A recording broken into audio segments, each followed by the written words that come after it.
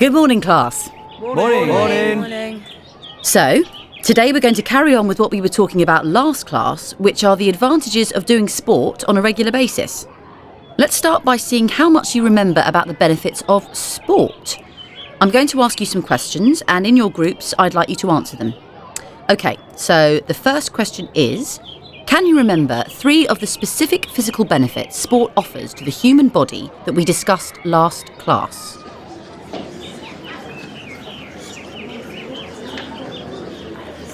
Okay, Group B, what do you think? Well, we've got 2.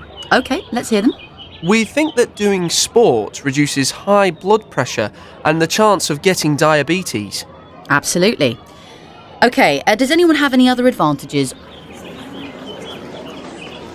Yes, Group D?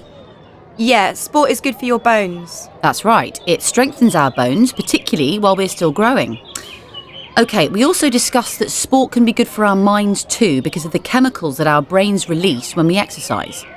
Can anyone remember the name of these chemicals and how they make us feel?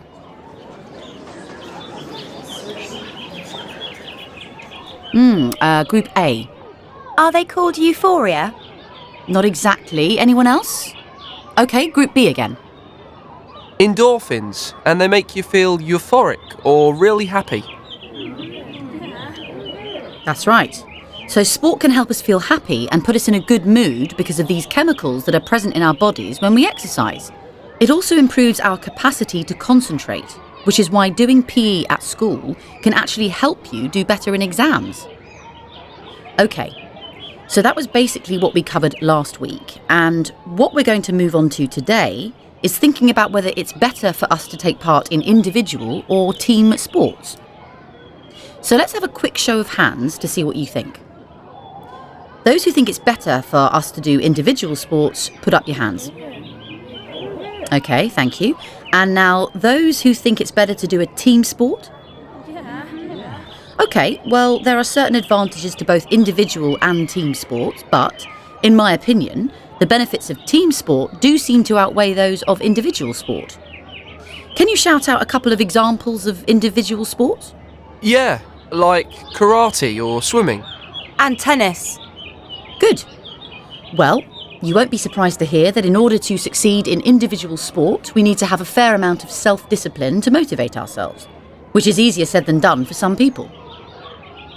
However, with regular practice, it may be easier to see progress. Also, it's worth pointing out that our individual successes and failures are completely down to the individual, no one else.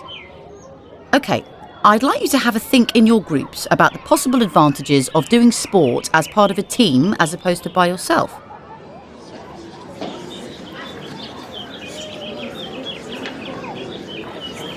Okay, Group C, what have you come up with?